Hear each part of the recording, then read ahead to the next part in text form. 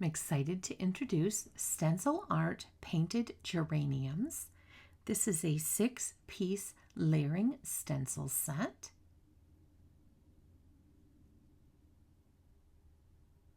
This month, you can also get an add-on die which will cut the outline image of the painted geraniums.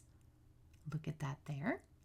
Next, we're going to have a look at the layering guide that comes with your stencil art. You can see over on the side the colors used to create the image shown.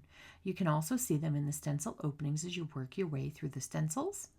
And there's a picture of what you could create and a list of supplies used to create it. So we're going to begin with Stencil 1A1. I'm using 2 small pieces of satin masking tape to hold my stencil in place. I'll begin with rose quartz ink, and I'm blending that through all of the openings on this stencil. You could use a small brush or a large brush if you were so inclined. Next, I'm going to align Stencil 2A2 into place.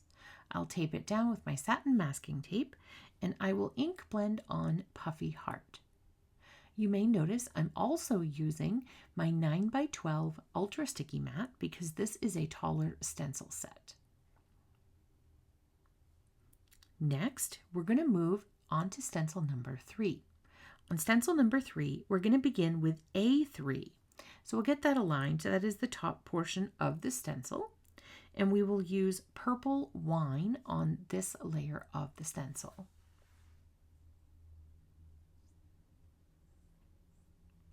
Next, we'll clean the stencil and we'll flip it 180 degrees to complete step A4. We'll get this all lined up. There are etchings on the stencil to help you get this aligned and into place. We'll be using Cosmic Berry on this level of the stencil.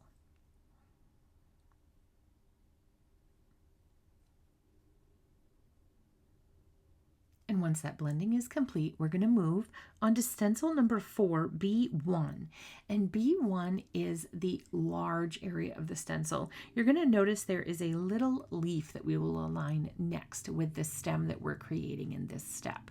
We're using the beautiful Marshland ink on this step. You will also notice at the bottom my stem goes off my panel just a little bit.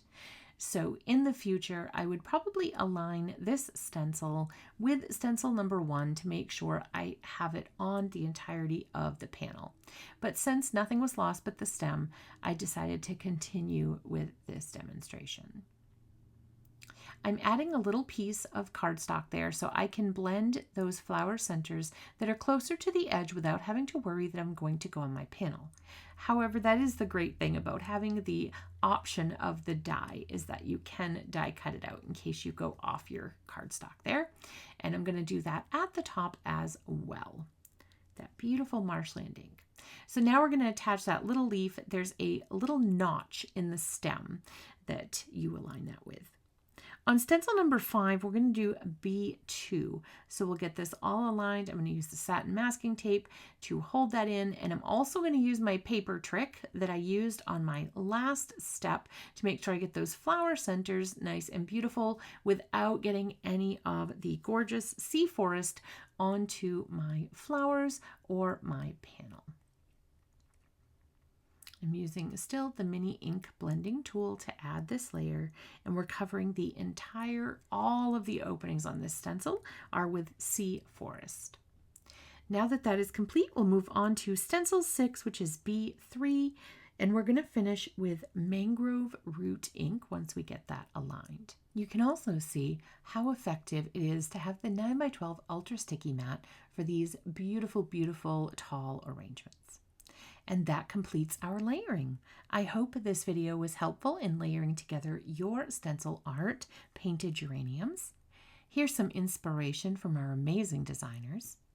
To find out more about stencil art painted geraniums and other available products, please visit us at altenew.com. Hello crafters, Jen here. For more tips, techniques, tutorials, and to discover which paper crafting products are right for you, subscribe to Altenew's YouTube channel. Make sure to hit the notification bell so you don't miss any videos. Thanks for watching.